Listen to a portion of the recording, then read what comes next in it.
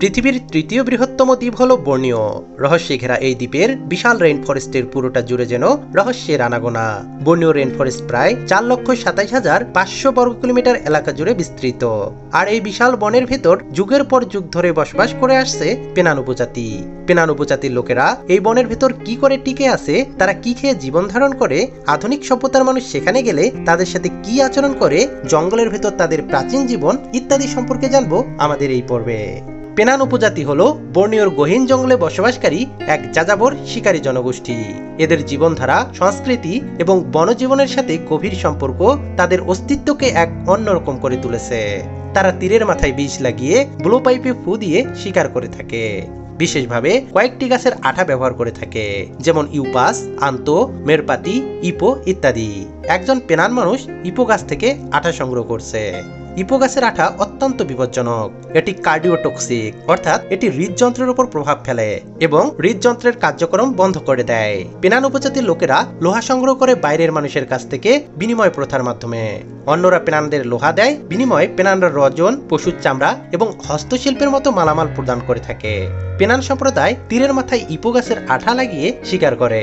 এই গাছের আঠা এতটাই বিষাক্ত যে রক্তে গেলে যে কেউ কিছুক্ষণের মধ্যেই মারা যেতে পারে। গাছগুলো 130 ফুট পর্যন্ত লম্বা হয়। আঠা সংগ্রহের পর পাতার তৈরি পাত্রে রেখে আগুনের শিখা থেকে কিছুটা দূরে তা বেশ কিছু সময় ধরে উত্তপ্ত করা হয়। এক সময় এই বিষাক্ত আঠা গাঢ় ও কালো বর্ণ ধারণ করে। এরপরে এ বিষ সুচালো কাঠির মাথায় লেপে দেওয়া হয়। অতঃপর আগুনের তাপে শুকানো হয়। এখন এটি ব্যবহারের জন্য প্রস্তুত। ইপো গাছের আঠা বিষের তীরের মাধ্যমে শিকারের মাংসে প্রবেশ করলেও সাধারণত শিকারের মাংসকে নষ্ট করে দেয় না বা ভক্ষণ যোগ্যতাকে কমায় না। পেনান সহ অন্যান্য আদিবাসী সম্প্রদায় যারা এই বিষাক্ত আঠা ব্যবহার করে শিকার করে, তারা তাদের শিকারের মাংস খেয়ে থাকে। পেনানরা তাদের প্রথাগত জীবনধারায় বিভিন্ন ধরনের বন্যপ্রাণী শিকার করে থাকে। তাদের শিকারের প্রধান লক্ষ্য হলো খাদ্য সংগ্রহ করা এবং জীবিকা নির্বাহ করা। পেনানদের শিকারের মধ্যে প্রধানত বন্য শূকর, হরিণ, বানর, কচ্ছপ, মাউস ডিয়ার, পর্কুপাইন, বিভিন্ন ধরনের প্রজাতির ছোট পাখি ইত্যাদি বিদ্যমান। তবে তারা ধনেশ পাখি শিকার করে না, কেননা এটি এখানে সাংস্কৃতিকভাবে অত্যন্ত গুরুত্বপূর্ণ। শিকারের পাশাপাশি তারা বন থেকে বিভিন্ন ধরনের ফল ও বীজ সংগ্রহ করে থাকে। বনের মধু সংগ্রহ করা পেনানদের একটি সাধারণ প্রথা। পেনানরা বন থেকে বিভিন্ন ধরনের উদ্ভিদ ও অন্যান্য প্রাকৃতিক সম্পদ সংগ্রহ করে থাকে, যা তাদের জীবিকা এবং সাংস্কৃতিক আচার অনুষ্ঠানের জন্য ব্যবহৃত হয়। পেনানরা তাদের শিকার করার দক্ষতার জন্য পরিচিত। তারা বিশেষ ধরনের তীর ও ব্লো পাইপ ব্যবহার করে, যা ইপো গাছের আঠা দিয়ে বিষাক্ত করা হয়। এই পদ্ধতিতে তাদের শিকারকে দ্রুত অবশ করে দেয়, যা তাদের শিকার প্রক্রিয়াকে আরো বেশি কার্যকরী করে তোলে। বর্তমানে বন উজাড় ও মানুষের আনাগোনার কারণে শিকারের তেমন একটা দেখা পাওয়া যায় না। দিনের বেলাতে শিকারীরা সতর্ক অবস্থায় থাকে। শিকারের সময় এখানে এমন কিছু প্রাণীর দেখা পাওয়া যায় যা হয়তো ইতিপূর্বে অনেকেই দেখেননি। বাঁশের অঙ্কুর পেনানদের জন্য একটি আকর্ষণীয় খাবার। বনের ভিতর দিয়ে প্রবাহিত নদীগুলো বেশ পরিষ্কার। এসব নদীতে আপনি কোনো দূষণ খুঁজে পাবেন না। নদীগুলো থেকে পেনানরা মাছ শিকার করে থাকে। মাছ ধরতে তারা নিজেদের বানানো তীর এবং বিশেষ ধরনের বন্দুক ব্যবহার করে থাকে।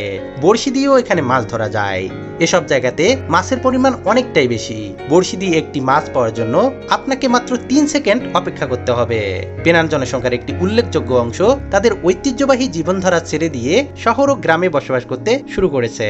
অরণ্য উজাড় ও ভূমির ক্ষতি, সরকারি নীতি ও পুনর্বাসন পরিকল্পনা, শিক্ষা ও আধুনিক সুযোগ সুবিধার আকর্ষণ, জীবিকার পরিবর্তন, স্বাস্থ্য ও সামাজিক সমস্যা ইত্যাদি বিভিন্ন কারণে পেনানরা গ্রাম ও শহরমুখী হয়েছে। পেনান জাতির ভিতর শিক্ষিত মানুষ রয়েছে। পেনানদের প্রধানত জীবনধারার পরিবর্তনের সাথে সাথে তাদের অনেক সদস্যই আধুনিক শিক্ষা গ্রহণ করছে এবং বিভিন্ন পেশায় নিযুক্ত হয়েছে। যদিও পেনানদের অধিকাংশই এখনো তাদের ঐতিহ্যবাহী জীবনধারার সাথে যুক্ত আছে, তবে তাদের মধ্যে থেকে অনেকেই শিক্ষার গুরুত্ব বুঝতে পেরে শিক্ষিত হওয়ার দিকে মনোনিবেশ করছেন। যাই হোক, এরপরও কিছু পেনান মানুষ এখনো সে মূলধারার জঙ্গল ভিত্তিক জীবনযাপন করে চলেছে, যারা বনের গভীরে বসবাস করে এবং মাছ ও পশু পাখি শিকার করে। এরা বনের ভেতরে অস্থায়ী কুঁড়ে ঘর তৈরি করে, যাতে তারা কিছুদিনের জন্য বসবাস করে, অতঃপর জঙ্গলের ভেতরে অগ্রসর হয়। কিছু ক্ষেত্রে পেনানরা বনের ভেতরে স্থায়ী কিছু বস্তি নির্মাণ করে, যেখানে তারা বাইরের মানুষ ও যেসব মানুষ বন থেকে চলে গেছে তাদের সাথে বৈঠক করে। পেনানরা তাদের মেয়ে ও স্ত্রীদের নাম বাইরের মানুষের কাছে বলে না। পাম গাছ থেকে তারা বেশিরভাগ খাবার জোগাড় করে থাকে। পাম গাছের কাণ্ড থেকে তারা এক ধরনের শ্যাওলা সংগ্রহ করে, যা আগুন জ্বালাতে কাজে লাগে। পাম গাছের অন্তর্দেশ থেকে এক ধরনের পুষ্টিকর ও অপচনশীল আটা তৈরি করা হয়। কাণ্ডের ভেতরের এই অংশকে পেনানরা কাঁচাও খেয়ে থাকে।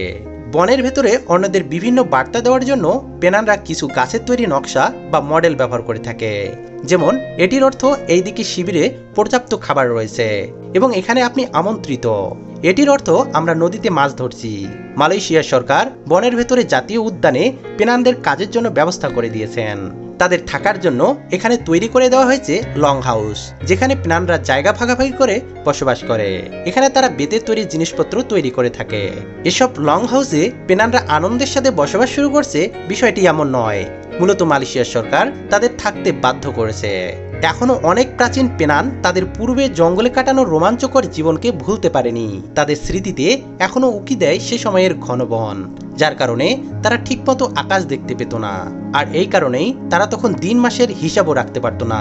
বনের সাথে তাদের বিচিত্র জীবনধারাকে মনে করে তারা লং হাউসে মনে কষ্টে দিন কাটায়। বর্নিওর বনের ভেতরে বেশ কিছু পেনান শিবির আপনি দেখতে পাবেন, যেগুলোতে যাওয়ার জন্য আপনাকে পাড়ি দিতে হবে ভাঙাচোরা রাস্তা। সারাউকের প্রতীক হলো ধনেশ। পেনান ক্যাম্পে ধনেশের দেখা মিলে। পেনানরা গাছের বাকল দিয়ে পোশাক বানাতে পারে। এর জন্য তারা প্রথমে গাছ সংগ্রহ করে। এই লোকটি পোশাক বানানোর জন্য বেরিপন গাছের কাণ্ডকে বেছে নিয়েছে। কাণ্ড কাটার পর পিটিয়ে পিটিয়ে বাকলকে আলাদা করা হয়। এরপর আরো পেটাতে হয় যেন বাকলটি নরম হয়ে যায়।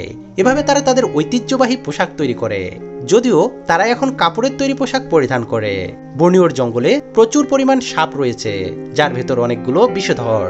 পেনানরা সাপের কামড়ের চিকিৎসায় এই গাছের পাতা ব্যবহার করে।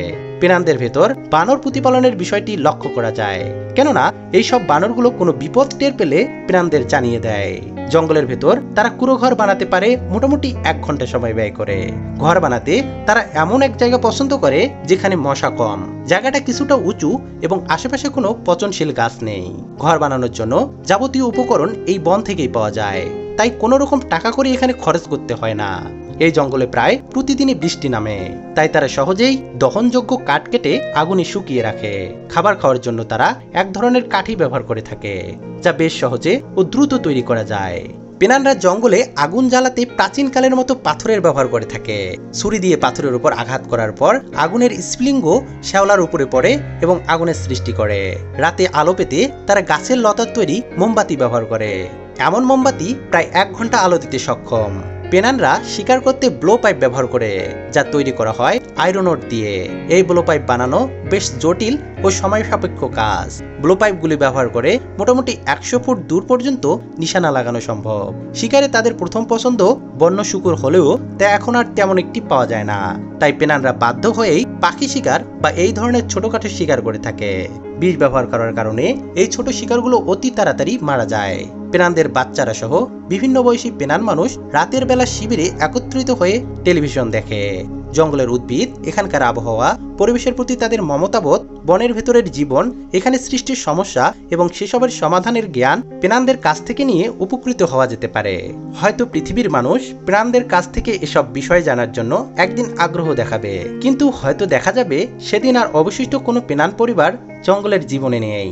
ভিডিওটি ভালো মনে হলে শেয়ার করুন। পৃথিবীর আশ্চর্য, রহস্যজনক ও বিখ্যাত স্থান স্থাপনা, ঘটনার রীতিনীতি ও বিভিন্ন বিষয় সম্পর্কে তথ্য সম্বলিত ভিডিও পেতে চাইলে চ্যানেলটি সাবস্ক্রাইব করে বেল আইকনে ক্লিক করুন।